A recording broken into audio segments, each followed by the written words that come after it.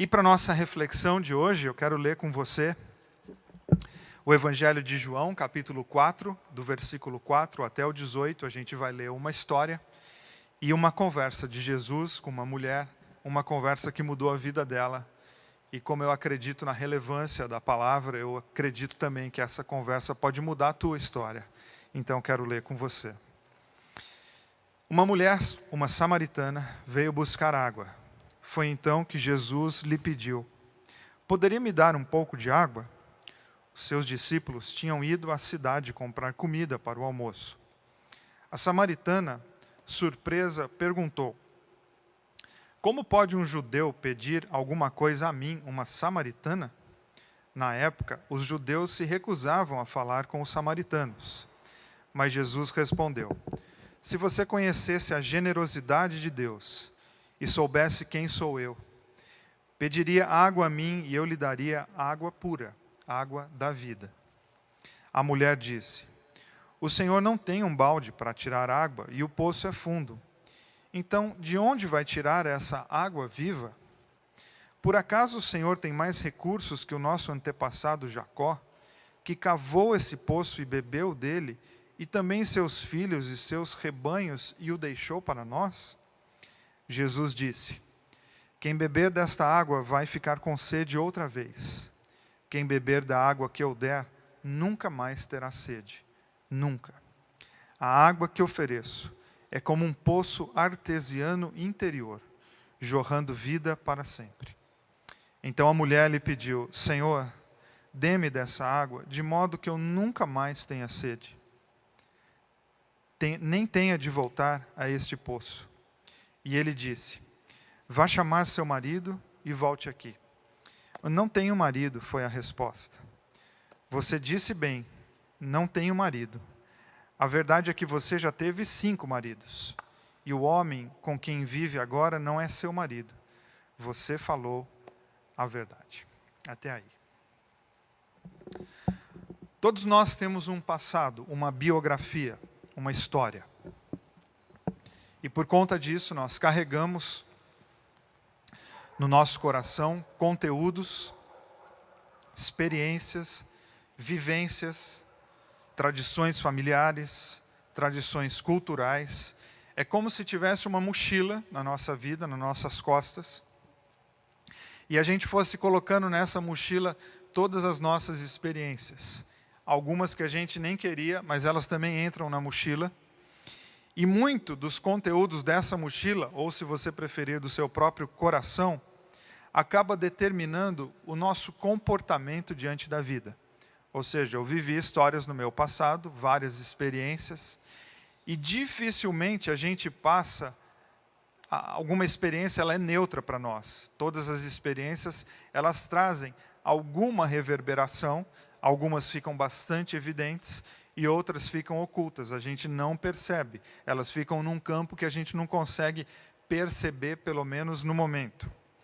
E assim nós temos então a nossa subjetividade, que é a maneira como a gente se comporta com o mundo que está ao nosso redor.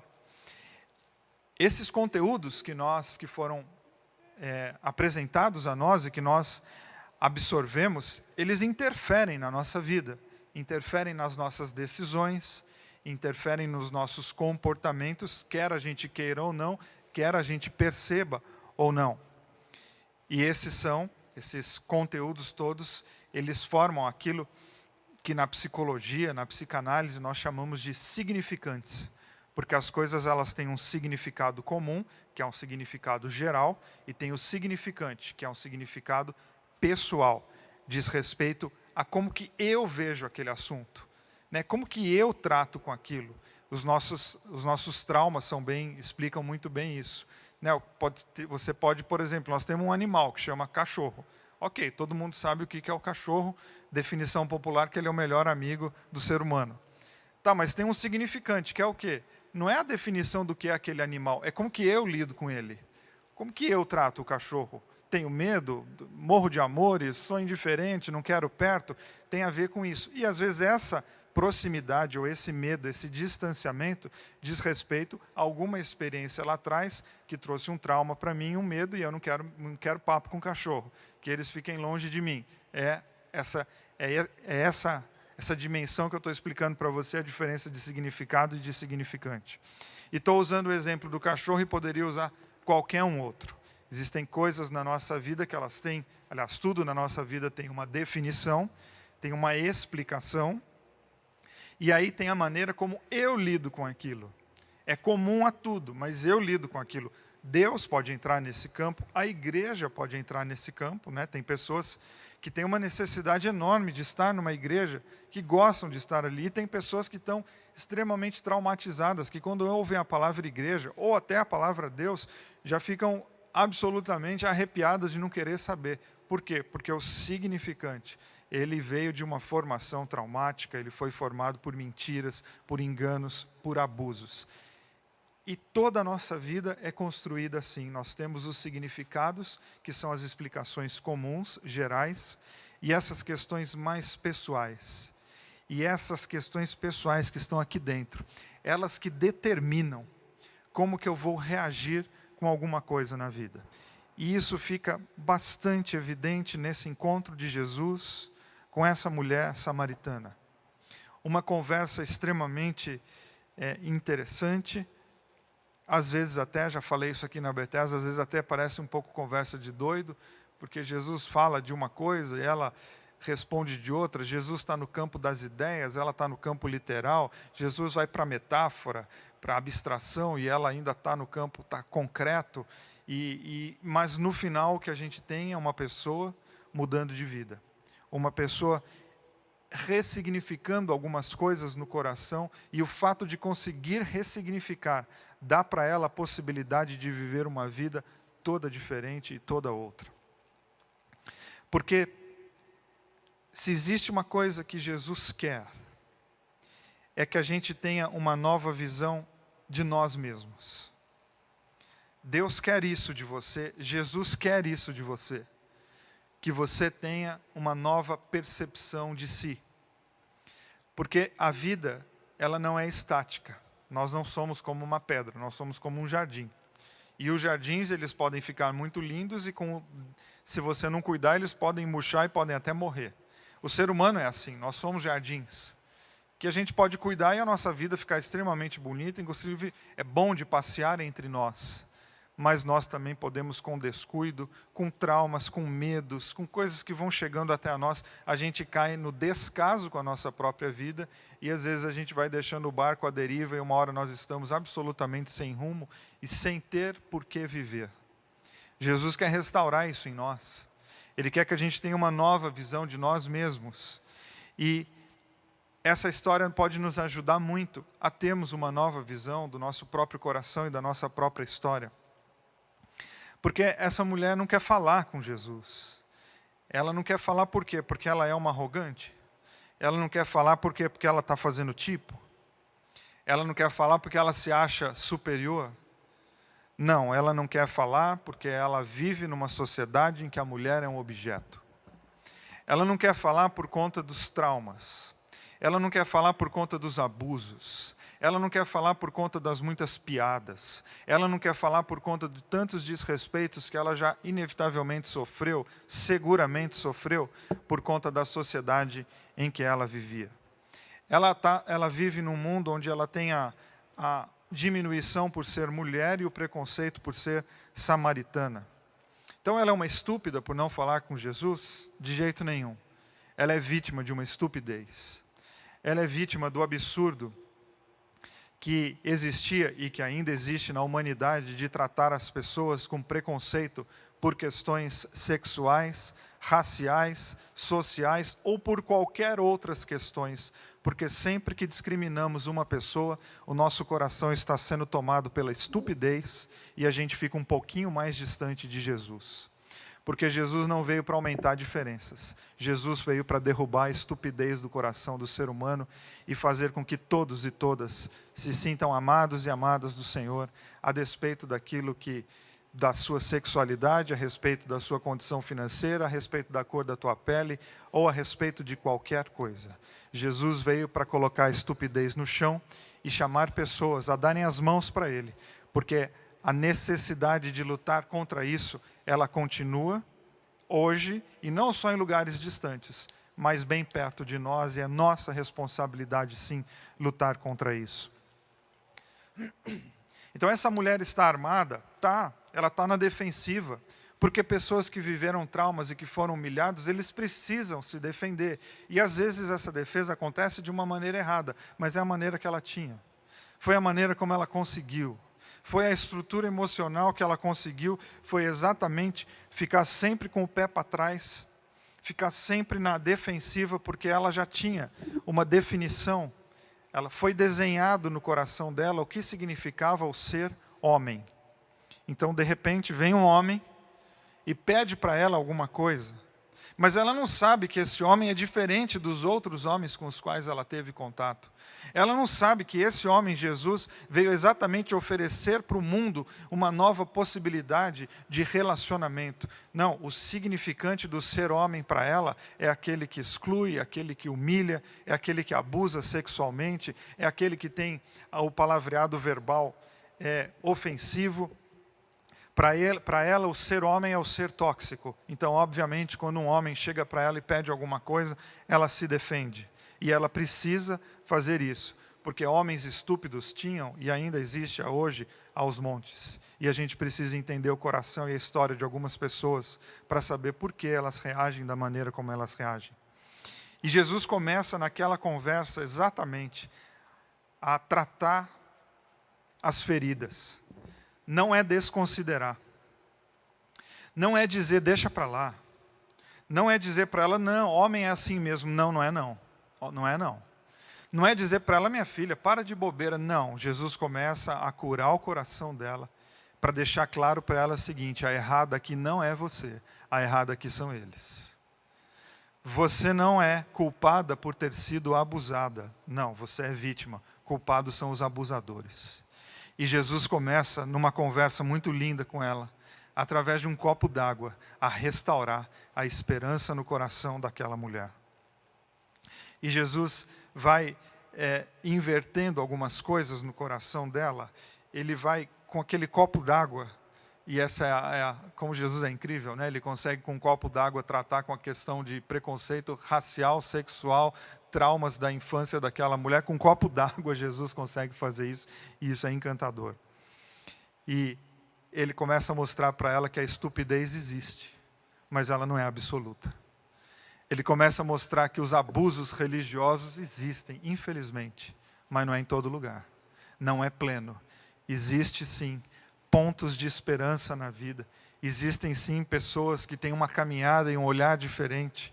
Existe sim a possibilidade dela conseguir viver fora desse regime de preconceito e de humilhação, e de que ela não precisa mais passar a vida se escondendo dela mesma, porque isso é uma das coisas de quando nós nos ferimos, as pessoas nos ferem, nós nos sentimos culpados e nós vamos nos anulando, e Jesus diz, não, você não precisa fazer isso. A gente não precisa deixar o mal tomar conta da nossa vida, e a gente não precisa submeter a nossa história por conta do mal alheio. E isso fica bastante claro na mensagem de Jesus. Por que ela se assusta? Exatamente porque Jesus quebra um padrão. E quando um padrão é quebrado, a gente se assusta. Quando você se acostuma com o descaso, a empatia é assustadora. Inclusive a gente se desconfia. Porque para pensar o seguinte, você vive num mundo de descaso, num mundo de indiferença. De repente vem alguém e se preocupa com você. É assustador. E você desconfia, essa pessoa não está preocupada comigo, ela está querendo tirar vantagem de mim.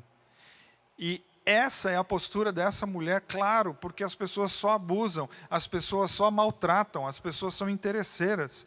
Ninguém nunca ajudou, ninguém nunca se interessou, ninguém nunca parou para conversar. E de repente vem Jesus e para e conversa. E a bondade, ela parece estranha quando a maldade reina. A solidariedade parece um erro quando a indiferença é lugar comum. A empatia parece um crime quando a omissão é a lógica dominante. E ela vive e está vivendo, e a gente vive com isso o tempo todo. O velho ditado, quando a esmola é demais, o santo desconfia. É mais ou menos isso que essa mulher vai, peraí, o que esse cara está querendo? E acho que a conversa vai fluindo, e eu creio que a gente não tem toda a conversa, a gente tem lances da conversa de Jesus com ela, e acho que no começo ela resistiu muito em, de fato, conseguir se entregar. Porque alguém já disse que no mundo de desonestos, a honestidade vira notícia, que é muito retrato do nosso mundo, né? Quando alguém faz alguma coisa boa hoje, vira notícia. Por quê? Porque a maldade está por todos os lados e ela começa a entrar no campo da normalidade. E essa mulher estranha a atenção que Jesus dá a ela, exatamente porque a atenção é algo que ela nunca teve. E só o fato de parar e dar atenção, Jesus já está o quê? Destruindo conceitos postos por aquela sociedade, tanto raciais como sexuais. E a gente precisa tanto se sentir acolhido por isso, de que Deus está interessado em cuidar da nossa vida e matar a sede da nossa alma, a despeito daquilo que fizeram com a gente, inclusive daquilo que fizeram em nome dEle. Porque tem muita gente com ferida religiosa hoje, e que foi ferida em nome de Deus, que foi ferida por usando versículos absurdos, deturpados e fora de contexto da própria Bíblia. E Jesus vem para dizer: ouviste o que foi dito aos antigos, mas eu, porém, tenho algo novo para você.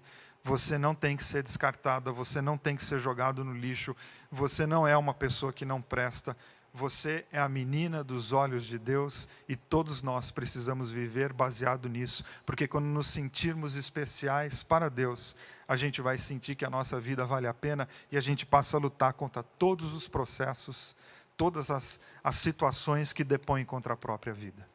Você precisa se sentir como a menina dos olhos de Deus, como alguém especial, como alguém que Jesus está passando e Ele para conversar com você, e uma conversa que pode mudar a tua história.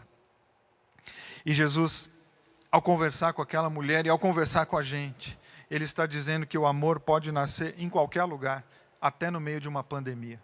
Que não precisa de grandes estruturas, que não precisa de lugares sagrados, que pode ser assim, na beira de um poço, num lugar poeirento, ao meio-dia, num sol incrível, num calor interminável. Não, ali pode ser o lugar do recomeço. Pode ser agora, no Brasil, ou em qualquer lugar do mundo que você estiver, no meio de uma pandemia, na solidão, na quarentena, há 100 dias sem ver ninguém. Hoje pode ser uma mudança, uma virada na tua vida espiritual, de você sentir: falaram que eu sou isso, mas hoje eu estou escutando de Deus que eu sou outra coisa, eu sou especial para Ele, e Ele para tudo para conversar comigo e mudar a minha história.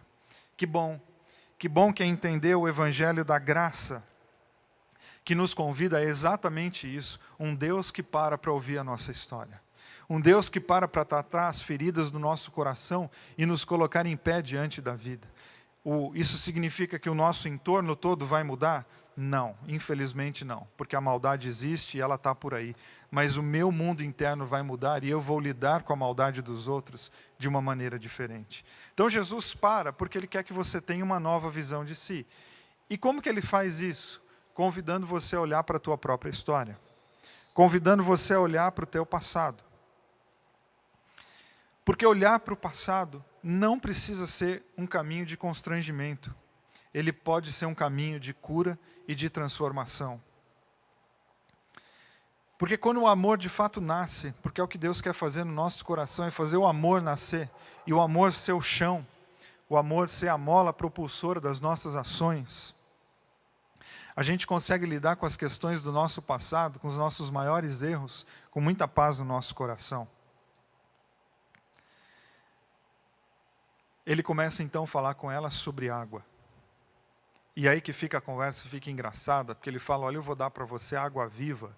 E ela diz: Senhor, o senhor tem um balde para pegar essa água viva? E a conversa fica ali meio desconectada, de cada um falando de uma coisa, né? Jesus abstraindo, e ela no concreto, Jesus na metáfora, e ela falando de H2O, mas Jesus está ali já trabalhando com questões tão profundas da vida dela. E ele diz para ela: olha, quem beber da água que eu tenho, nunca mais vai ter sede. E ela diz: Senhor, eu quero. Eu quero essa água. Então me dá dessa água. Para que eu não tenha mais que voltar a esse poço. E Jesus diz para ela, então vai lá e chama seu marido. E ela diz, eu não tenho marido. E aí Jesus diz para ela, muito bem, você disse a verdade. E é essa frase que quero ficar com você, um pouco com essa frase. Você disse a verdade. E Jesus diz para ela, não, é verdade, você não tem marido. Você tem, na verdade, uma vida relacional, sexual, intensa, desorganizada. Esse homem não é teu marido, você já teve outros muitos. Mas você disse a verdade. Jesus traz à tona uma questão da vida dela e do passado dela, para curar o coração dela. Não é para constranger, não é para colocar o dedo na cara, não é para humilhar publicamente, não é para levar no púlpito da igreja e fazer disciplina, não é para contar para todo mundo. Inclusive o texto diz que era só Jesus e ela, porque os discípulos tinham ido comprar comida, ou seja, não tinha nem os discípulos ali, nem o grupo íntimo de Jesus estava ali, era ele e ela. E ele trazendo à tona a verdade, porque a verdade liberta.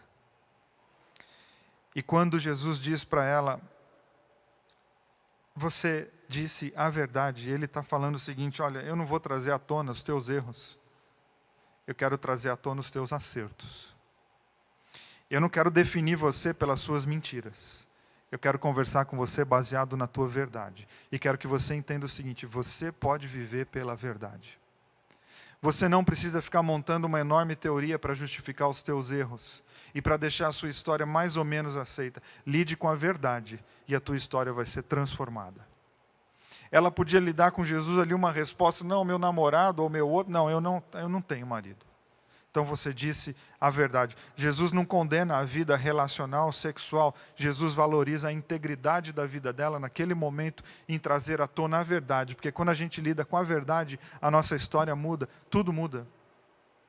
Quando a gente traz à tona essas questões ocultas, que inevitavelmente, não é porque estão ocultas, é que estão neutras, porque aquilo que está oculto aqui dentro está em atividade.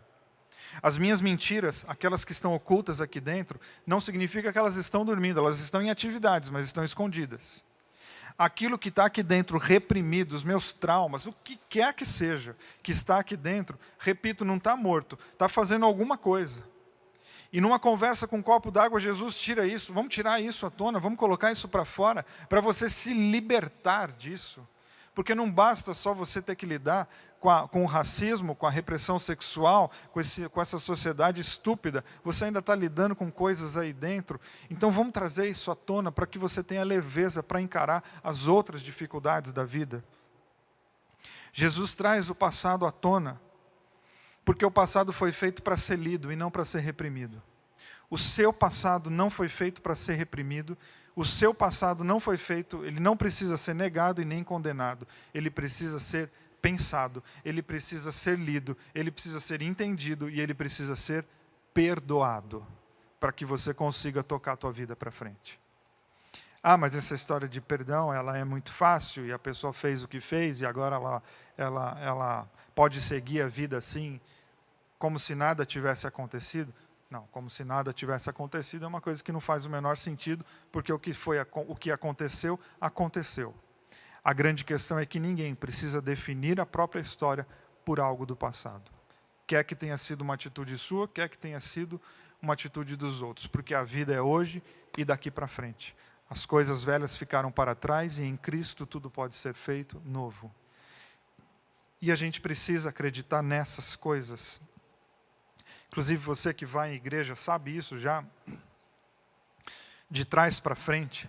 Só que pode ser que você tenha informação, mas você ainda não absorveu o conhecimento para dentro de você, ao ponto de viver isso. Ao ponto de dizer, não, eu sei que Deus é amor, mas... Não, tira o mas, Deus é amor e ponto final. Deus é amor e está aí, encontrando com a gente na beira de alguns poços de água, pedindo para a gente água, mas não é que Ele está com sede, é que Ele quer matar a nossa sede.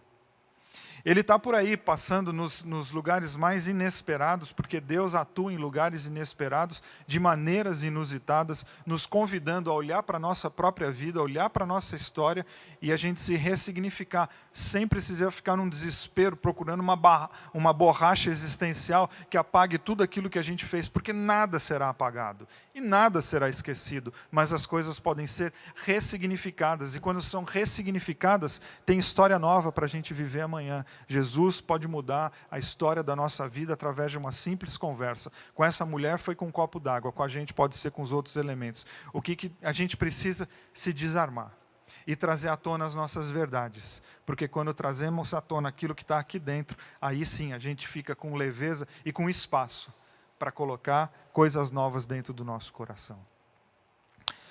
Eu fico pensando quantas humilhações uma mulher dessa sofreu, e talvez por conta dessas humilhações, quantos erros ela cometeu. Porque sim, existem erros que nós cometemos, que o princípio do erro não é nosso, foi de alguém. A gente acaba errando porque alguém errou com a gente.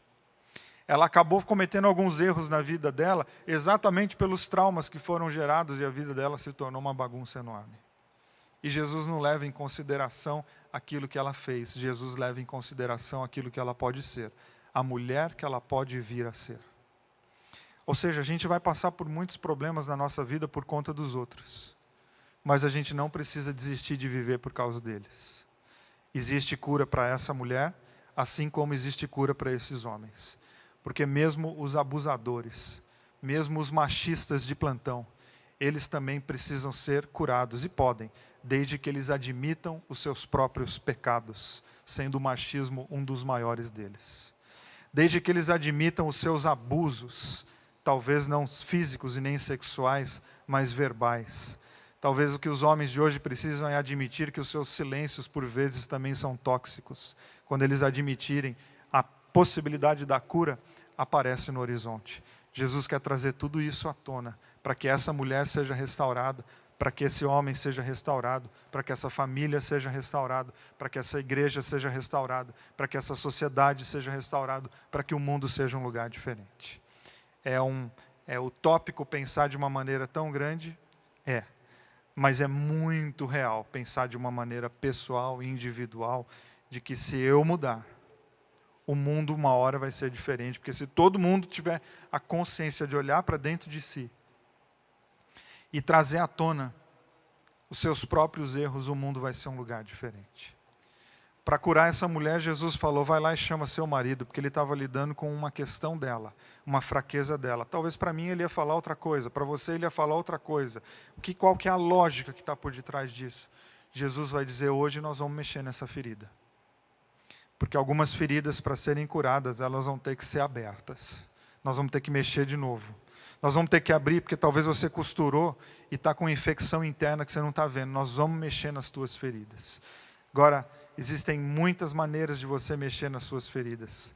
Uma delas é você tratando a partir dos seus traumas e dos seus medos. Outra é você fazer isso de mãos dadas com Jesus. Jesus olhou no olho daquela mulher e acredito que aquele olhar já começou a mostrar para ela que ali tinha uma pessoa diferente. Não mais interessada em tratá-la como um objeto, mas tratá-la como a menina dos olhos de Deus. Essa é a história dela, e agora no final não é mais a história dela, é a história de todos nós. De todas as pessoas que foram maltratadas, que estão cansadas e desanimadas, prestes a desistir.